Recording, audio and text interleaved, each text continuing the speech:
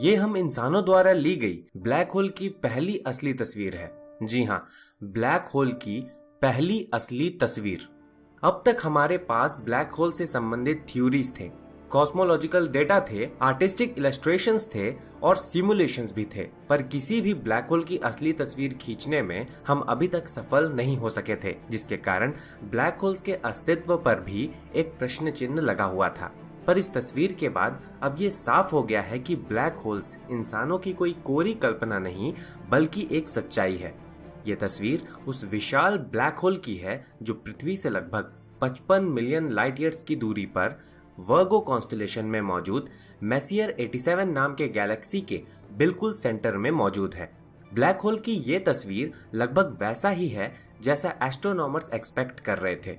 इसने आइंस्टाइन द्वारा आज से 100 साल से भी पहले दी गई जनरल थ्योरी ऑफ रिलेटिविटी को एक बार फिर से सही साबित किया है।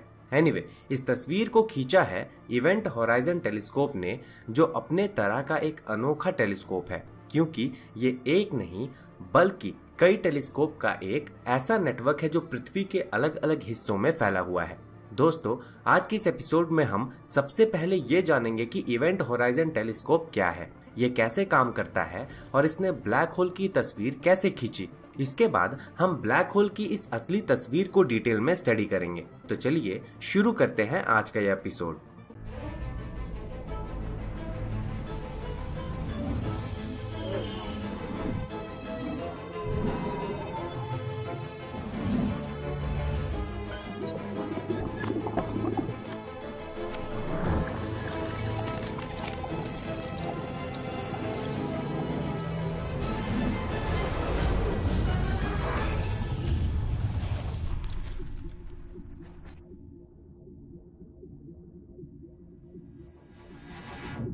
आज से 100 साल से भी पहले साल 1915 में आइंस्टाइन ने अपने जनरल थ्योरी ऑफ रिलेटिविटी के जरिए पूरी दुनिया का नजरिया बदलते हुए हमें बताया कि ग्रेविटी कोई फोर्स नहीं बल्कि स्पेस टाइम का डिस्टॉर्शन मात्र है, जो कि मास के कारण होता है।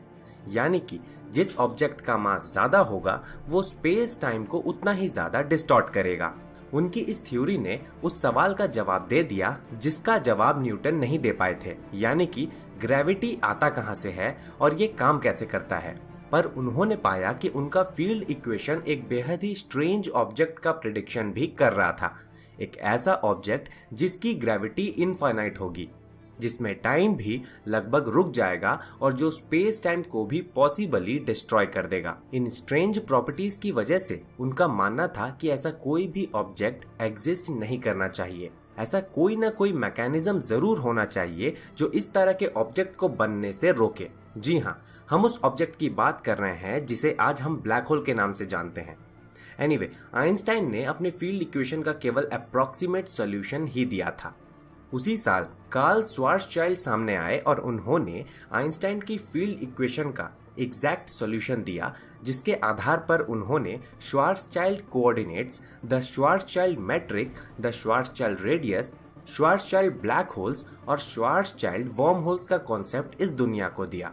श्वार्ज़चाइल्ड ब्लैक होल्स के कॉन्सेप्ट को आगे ले जाते हुए आने वाले समय में स्टीफन हॉकिंग समेत कई दूसरे वैज्ञानिकों ने ब्लैक होल्स के डिफरेंट प्रॉपर्टीज का प्रेडिक्शन किया, जिसके आधार पर पहल शुरू हुई इन्हें डिटेक्ट करने की। पर इन्हें डिटेक्ट करना बेहद ही मुश्किल था, क्योंकि ये ऐसे ऑब्जेक्ट थे जिनकी ग्रेविटी इतनी ज्यादा शक्तिशाली थी कि खुद प्रकाश भी उनसे होकर वापस नहीं आ सकता था, जिसके कारण ये दिखाई भी नहीं देते थे। अगर आप ब्लैक होल्स के बारे में बिल्कुल नहीं जानते तो हमारा ब्लैक होल का पूरा सीरीज आप देख सकते हैं, जिसमें हमने इनके बारे में सब कुछ बताया है। एनीवे, ब्लैक होल्स को हम डिटेक्ट करना तो चाहते हैं, पर सवाल ये था कि आखिर इन्हें डिटेक्ट किया कैसे जाए। थ्योरी ने हमें बताया कि हर गैलेक्सी के सेंटर में एक विशाल ब्लैक होल्स मौजूद होने चाहिए।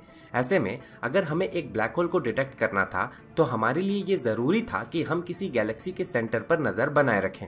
चूंकि ब्लैक होल के पावरफुल ग्रेविटी के कारण लाइट भी उनसे होकर बाहर नहीं आ पाती, हम इन्हें डायरेक्टली देख नहीं सकते थे। इन्हें हम केवल इनके उस ब्राइट लाइट से ही देख सकते थे जो इनके एक्रीशन डिस्क में पैदा होता है।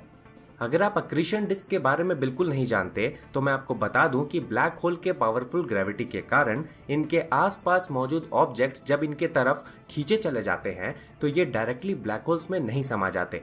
ब्लैक होल के इवेंट होराइजन को पार करने से पहले ये ऑब्जेक्ट लगभग लाइट की रफ्तार से ब्लैक होल्स का चक्कर लगाते हैं। इसके कारण वहां फ्रिक्शन प्रोड्यूस होता है और इसी फ्रिक्शन के कारण बाद में वहां हीट प्रोड्यूस होता है, जिसके कारण पूरा एक्रीशन डिस्क हमें काफी चमकीला नजर आने लगता है। चूंकि हम किसी भी ब्लैक होल से कई लाइट ईयर्स की दूरी पर होते हैं, इस एक्रीशन डिस्क में गर्म प्लाज्मा जब हमारी तरफ आता है तो ये हमें ज्यादा चमकीला नजर आता है, और जब ये हमसे दूर जा रहा होता है तो ये हमें थोड़ा कम ब्राइट नजर आता है। यानी कि अगर किसी गैलेक्सी के सेंटर में हमें कोई ऐसा ऑब्जेक्ट मिल जाता है जिसके चारों तरफ काफी ब्राइट लाइट हो और उसके बीच में एक ब्लैक स्पॉट हो, तो हम समझ जाते हैं कि ये ब्लैक होल ही है। एनीवे, सबसे पहले हमारा प्लान ये था कि हम अपने ही मिल्की वे गैलेक्सी के सेंटर में मौजूद सैजिटेरियस ए नाम के ब्लैक होल को डिटेक्ट करने की कोशिश करेंगे, क्योंकि ये हमारे सबसे नजदीक मौजूद था। पर बाद में हमने पाया कि कई कारणों से हमारे पृथ्वी से लगभग 55 मिलियन लाइट ईयर्स की दूरी पर वर्गो कॉन्स्टेलेशन में मौजूद मेसायर 87 नाम के गैलेक्सी के बिल्कुल सेंटर में मौजूद ब्लैक होल को डिटेक्ट करना ज्यादा आसान था। पहला कारण ये था कि आकार में ये सैजिटेरियस ए से काफी ज्यादा बड़ा था। दूसरा कारण ये था कि हमारे और सैजिटेरियस ए के बीच में इतना ज्यादा डस्ट था कि हमारे टेलीस्कोप्स के लिए उन्हें पेनिट्रेट करके उसकी तस्वीर लेना काफी मुश्किल था। और तीसरा कारण ये था कि सैजिटेरियस ए हमारे काफी नजदीक में मौजूद था, जिसके कारण इसके एक्रीशन डिस्क में मौजूद गर्म प्लाज्मा से निकलने वाले लाइट के ब्राइटनेस में आ रहे अंतर को आइडेंटिफाई करना हमारे लिए काफी मुश्किल हो रहा था। जबकि आकार में सैजिटेरियस ए से काफी विशाल होने के कारण मेसायर 87 गैलेक्सी के सेंटर में स्थित ब्लैक होल के एक्रीशन डिस्क से निकलने वाले लाइट के ब्राइटनेस में आ रहे अंतर को आइडेंटिफाई करना हमारे लिए ज्यादा आसान था।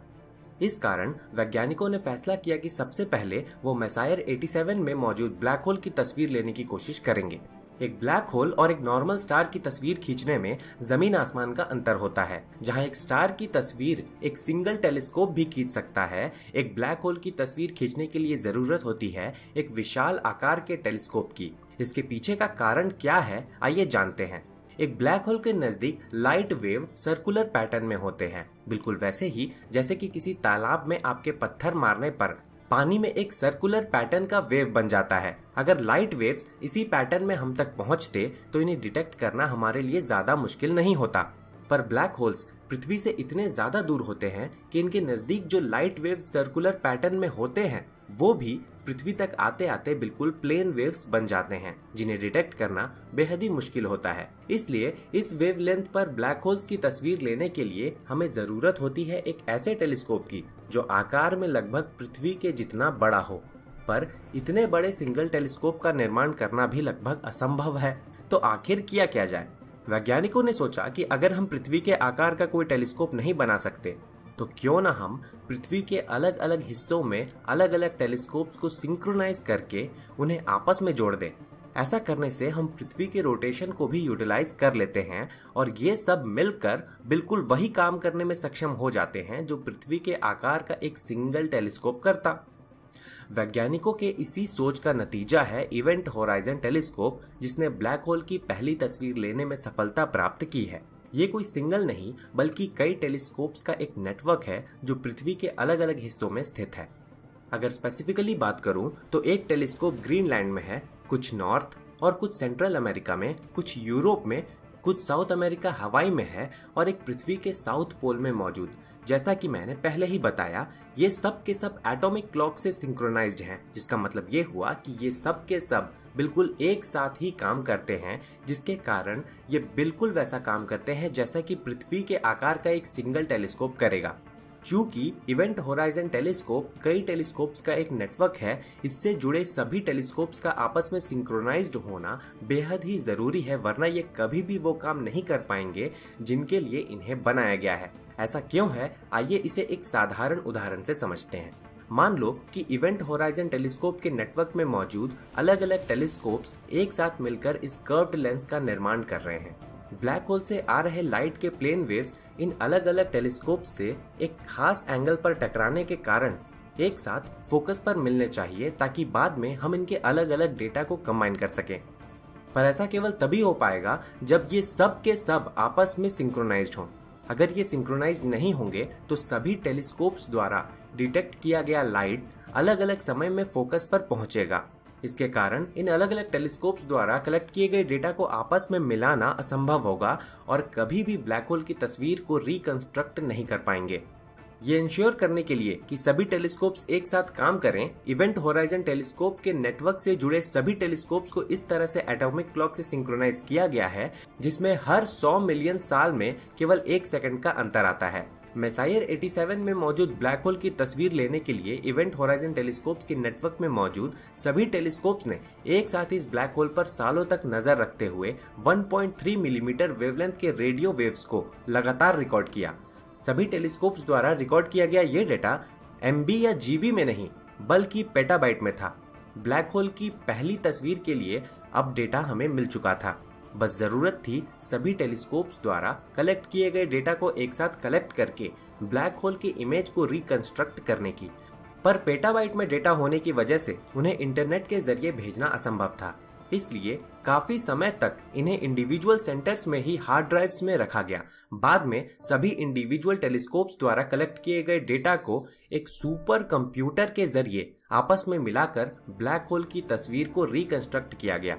ये काम काफी पहले ही हो गया होता, पर इवेंट होराइजन टेलीस्कोप के साउथ पोल में मौजूद सेंटर पर पहुंचना कुछ समय तक काफी मुश्किल हो गया था, इसलिए वैज्ञानिकों को वहां पहुंचने के लिए उस समय तक का इंतजार करना पड़ा जब तक वहां का मौसम इसके लिए अनुकूल न हो जाए। पहली बार जब इवेंट होराइजन टेलीस्कोप्स के रिसर्चर्स ने ब्लैक होल की तस्वीर रिकंस्ट्रक्ट की तो वो काफी खुश हुए, पर वो ये इंश्योर करना चाहते थे कि इसमें उनसे कोई गलती तो नहीं हुई थी, इसलिए उन्होंने सेम डेटा अलग अलग इंडिपेंडेंट रिसर्चर्स की टीम को दिया और उन्हें इससे ब्लैक होल की इमेज को रिकंस्ट्रक्ट करने को कहा। अंत में सबको अपने रिजल्ट शेयर करने को कहा गया। जब उन्होंने सबके रिजल्ट देखे तो उनकी खुशी का कोई ठिकाना नहीं रहा, क्योंकि उस डेटा के आधार पर सभी टीम्स द्वारा ब्लैक होल्स की जो इमेज रिकंस्ट्रक्ट की गई वो बिल्कुल सेम ही थी। इस प्रोजेक्ट पर काम कर रहे 200 एस्ट्रोनॉमर्स के डेटा को 6 अलग अलग पेपर्स में कलेक्ट करने के बाद 10 अप्रैल 2019 को फाइनली ये पब्लिकली अनाउंस कर दिया गया कि हमने ब्लैक होल की असली तस्वीर खींच ली है। एनीवे, ये है वो तस्वीर जो ब्लैक होल के थ्योरी के आधार पर वैज्ञानिक कई सालों से प्रेडिक्ट कर रहे थे, और ये ब्लैक होल की वो तस्वीर है जो हमने अभी ली है। देखिए दोनों में कितनी समानता है। कहने का मतलब ये है कि थ्योरी के आधार पर हम कितने सही थे और हमारी प्रिडिक्शन कितनी सही थी। यूं तो मैं ये एक्सपेक्ट कर रहा था कि सबसे पहले हमें हमारे मिल्की वे गैलेक्सी के सेंटर में मौजूद सैजिटेरियस ए की तस्वीर खींचने को मिलेगी, पर हमें सबसे पहले मेसायर 87 गैलेक्सी के ब्लैक होल की तस्वीर देखने को मिला। जल्द ही हमें सैजिटेरियस ए की तस्वीर भी देखने को मिलेगी। आइए अब जानते हैं कि मेसायर 87 गैलेक्सी में मौजूद इस ब्लैक होल की तस्वीर में क्या क्या है। सबसे पहले ये जानते हैं कि ये तस्वीर इतनी धुंधली क्यों है। जैसा कि मैं पहले ही बता चुका हूँ, इस ब्लैक होल का आकार ब्लैक होल के स्टैंडर्ड से भी काफी बड़ा है। इसका मास 615 बिलियन सूर्य के मास के बराबर है। इतना विशाल होने के बावजूद इसकी तस्वीर इतनी धुंधली इसलिए है क्योंकि ये पृथ्वी से करीब 54 मिलियन लाइट ईयर्स दूर है। हमसे इतने दूर होने के वजह से हम ये भी कह सकते हैं कि इसकी जो तस्वीर हमने ली है वो भी इसकी 54 मिलियन साल पुरानी तस्वीर है, क्योंकि लाइट को इससे हम तक पहुंचने में इतना समय ही लग गया होगा। यानी कि मुमकिन है कि अब ये ऐसा नजर न आता हो। इसमें ये ब्राइट और डिम लाइट क्या है? यूं तो इसके बारे में मैं इस वीडियो में आपको पहले ही बता चुका हूं, पर एक बार फिर से बता देता हूं। ब्लैक होल की एक बाउंड्री होती है इवेंट होराइजन नाम की।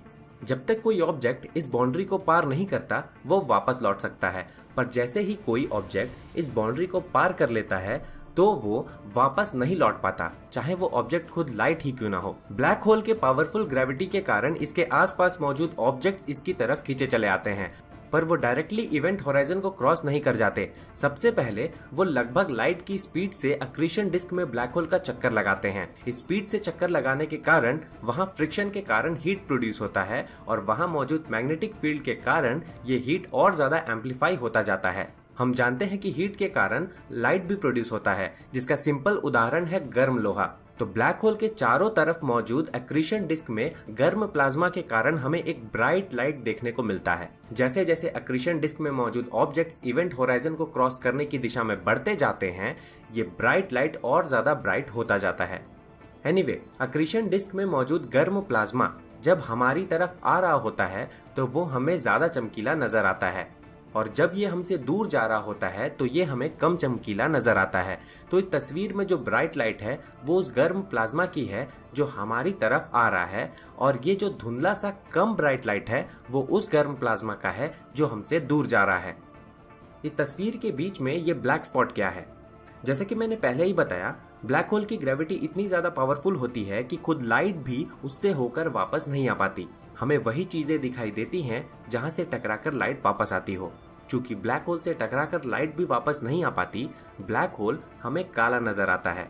दरअसल इसके काले नजर आने के कारण ही इसका नाम ब्लैक होल पड़ा। इसलिए इस तस्वीर में जो ब्लैक स्पॉट है वो ब्लैक होल है। क्या ब्लैक होल की ये तस्वीर असली है? जी बिल्कुल।